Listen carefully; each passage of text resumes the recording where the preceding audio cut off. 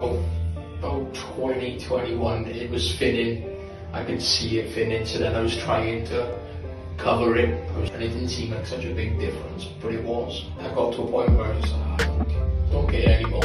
And even though I've got long hair on the side, it doesn't grow far enough for me to even like try and do anything with it. Yeah, no, it has affected me, the confidence way, I believe, because I'm really intrigued to find out what it's gonna be like. Yeah, I'm like excited for it. I've got to be honest, I'm excited. I'm looking forward to it.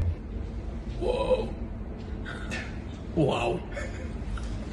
Oh my god. Ah. This is amazing. Oh my god, like. Oh, totally different. Wow. Oh my god. What? Come and have a look. Wow. Oh my days. It looks so natural, doesn't it? Yeah. Oh my god, I'm totally different. Oh. Yeah, see.